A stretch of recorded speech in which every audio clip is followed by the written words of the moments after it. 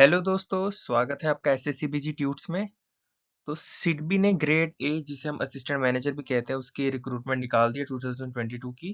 तो इस वीडियो में आपको पूरी डिटेल मिलेगी कि क्या आपकी नंबर ऑफ वैकेंसीज है, क्या आपकी एजुकेशन क्वालिफिकेशन होने वाली है, क्या आपकी एज लिमिट है और क्या आपकी एज रिलैक्सेशन है।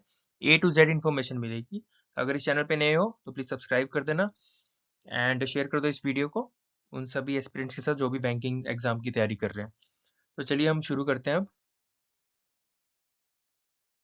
तो अगर हम इसकी इम्पोर्टेंट डेट्स की बात करें तो दिसंबर 14 को जो है वो ऑनलाइन एप्लीकेशन फॉर्म शुरू हो चुका है। एंड जो इसकी लास्ट डेट है, जो एप्लीकेशन फॉर्म भरने की लास्ट डेट है, वो है आपकी जनवरी 3, 2023। ठीक है जी। तो ऑलमोस्ट आपके पास 15 से 20 दिन है, तो जल्द से जल्दी से भर लेना।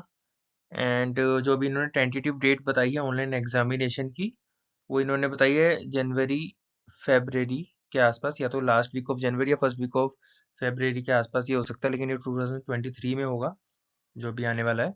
एंड टेंटेटिव जो इन्होंने डेट बताई है इंटरव्यू की, तो वो फेब की इन्होंने बताई है।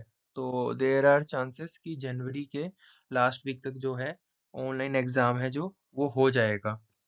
ठीक है जी। तो ये तो कुछ थी जो इम्पोर्टेंट डेट्स थी, तो ये भर लेना आप 3 जनवरी से पहले। और आप कहाँ पे जाके अप्लाई कर सकते हो, तो ये इनकी वेबसाइट है www.sidbi.in। तो इस वेबसाइट पे जाके आप अप्लाई कर सकते हो। ठीक है। तो नंबर ऑफ वैकेंसीज की अगर हम बात कर ले, जो टोटल नंबर ऑफ वैकेंसीज है वो 100 है, जिसमें आपकी अगर हम अनरिजर्व कैटेगरी की बात करें तो 41 है। ईडब्ल्यूएस जो इकोनॉमिकल वीकर सेक्शन है उनकी 10 है। ओबीसी अदर बैकवर्ड क्लास उनकी 28 है। एसटी की है 9 और एससी की है 12 वैकेंसीज।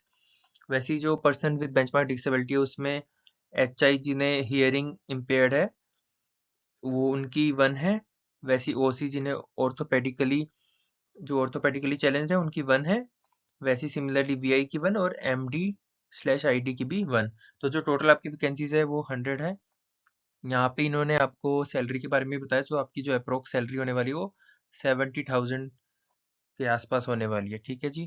तो काफ़ी अच्छी सैलरी है असिस्टेंट मैनेजर सिडबी में। तो ये तो आपकी होगी आपकी वैकेंसीज, जो टोटल वैकेंसीज है वो है 100 वैकेंसीज। ठीक है जी।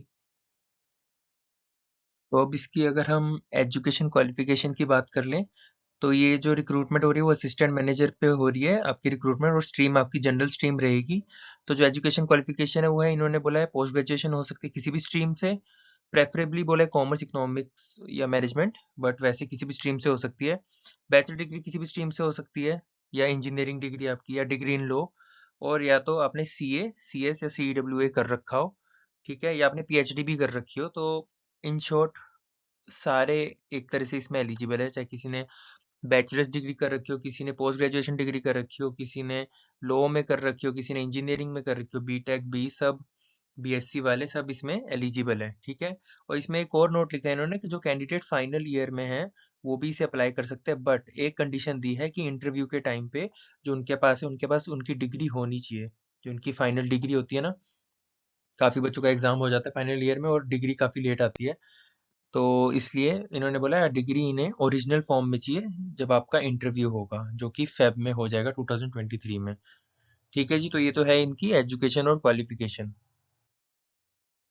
अगर अब हम एज और एज रिलैक्सेशन की बात कर लें, तो इन्होंने एज बोला है not below 21 year and not exceeding 28 year. तो 21 से 28 ईयर के बीच में इन्होंने एज मांगी। इसका मतलब 14 दिसंबर 1994 से लेके 15 दिसंबर 2001, और ये दोनों डेट्स इंक्लूड है।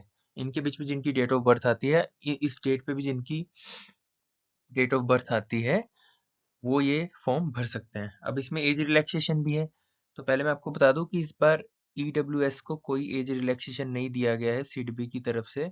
ईडब्ल्यूएस को इसमें जो एज रिलैक्सेशन है वो आपको मिल जाएगा।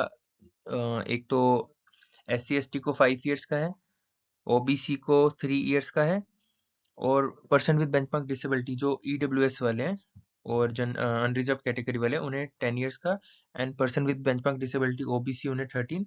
सिमिलरली पीडब्ल्यूबीडी जो एस सी एस टी है उन्हें 15। एक्स सर्विस मैन को जो इनकी सर्विस एक्सक्लूड करके काउंट होती है उन्हें 5 ईयर्स का है। ठीक है जी। And person affected by 1984 riots, उन्हें भी 5 इयर्स का एज रिलैक्सेशन है।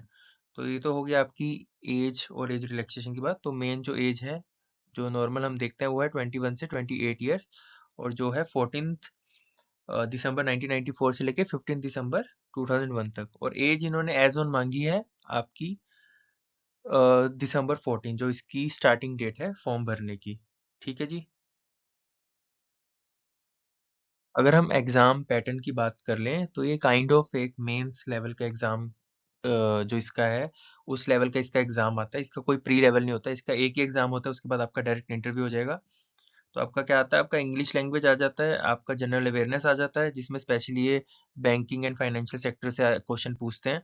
रीजनिंग एप्टीट्यूड आ जाता है, क्वांटिटेटिव एप्टीट्यूड आ जाता है, और सारे ऑब्जेक्टिव होंगे आपके ये जो क्वेश्चंस होंगे। तो नंबर ऑफ क्वेश्चन देखो, इंग्लिश के 30 आएंगे, जनरल अवेयरनेस के 50 आएंगे, जो सबसे ज़्यादा होते हैं। रीजनिंग एप्टीट्यूड के 40, क्वांटिटेटिव एप्टीट्यूड के भी 40, मैक्सिमम मार्क्स 30, इसके 50, इसके 60 और इसके भी 60। तो जो आपको टोटल मार्क्स बन रहे हैं आपके 200 बन रहे हैं, नंबर ऑफ क्वेश्चन आपके 160 बन रहे हैं, एंड जो आपको टोटल टाइम मिलेगा वो मिलेगा 2 घंटे, यानी कि 120 मिनट्स। बट इसके अलावा भी आपका, जैसे आपका ये पेपर खत्म होगा, उसी टाइम ही विद इन 5 से मे बी 2 या 3 मिनट का बीच में गैप होगा, उसके बाद ही आपका डिस्क्रिप्टिव टेस्ट शुरू हो जाएगा। डिस्क्रिप्टिव टेस्ट में आपका क्या होगा, आपके नंबर ऑफ क्वेश्चन 3 आएंगे, और जो मैक्सिमम मार्क्स होंगे होंगे 50। ठीक है।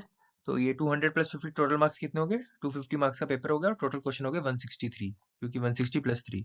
एंड इसमें भी आपको डिस्क्रिप्टिव के लिए 60 मिनट मिलेंगे टोटल। तो आपका टोटल जो टेस्ट हो गया वो हो गया 3 घंटे, यानी 180 मिनट का।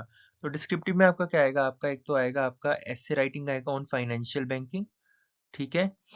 और आपका आ जाएगा लेटर राइटिंग। ठीक है जी। तो ये आपका जो है 3 क्वेश्चन होंगे इसमें, जिसमें आपका दो तो आपके ये ऐसे आएंगे, या तो financial banking, economics and social issue में, जिसमें 20 मार्क्स ईच होगा, एंड 10 मार्क्स का आपका लेटर आएगा। तो टोटल कितने हो गए, 20 + 20 + 10, 50 मार्क्स।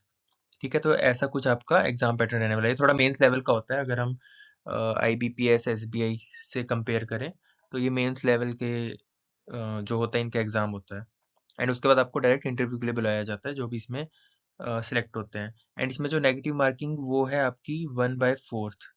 ठीक है। तो 1/4 आपकी नेगेटिव मार्किंग है।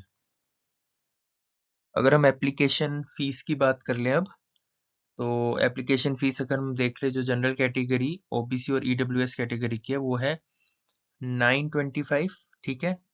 ये एप्लीकेशन फी है, और इसमें इंटीमेशन चार्जेस भी लग रहे हैं इनके 175। तो जो टोटल आपकी फीस हो रही है 1100 रुपीज़। ठीक है। अब SC ST और PWBD, मतलब जो SC ST और पर्सन विद बेंचमार्क डिसेबिलिटी है, उनकी एप्लीकेशन फीस कुछ नहीं लग रही, पर उनकी इंटीमेशन चार्जेस लगेंगे जो 175 है। तो उनकी जो टोटल फीस है आपको भी 175 देने पड़ेंगे। तो ऐसा नहीं कि आपको कोई फीस नहीं देनी पड़ेगी, जो SC ST और PWBD है उन्हें भी 175 रुपीज़ देने पड़ेंगे। एंड जो स्टाफ कैंडिडेट है, जो इन्हीं के स्टाफ के होते हैं और ऑफिसर लेवल के लिए अप्लाई कर रहे होते हैं, उनके लिए कोई भी जो है फीस नहीं है। ठीक है जी। तो थैंक यू अगर यहाँ तक बने हुए हो आप लोग, और सब्सक्राइब कर दो यार इस चैनल को, लाइक कर दो इस वीडियो को, एंड शेयर कर दो उन सभी दोस्तों के साथ जो भी बैंक एक्सपीरियंस हैं, बैंकिंग की तैयारी कर रहे हैं। Thank you so much.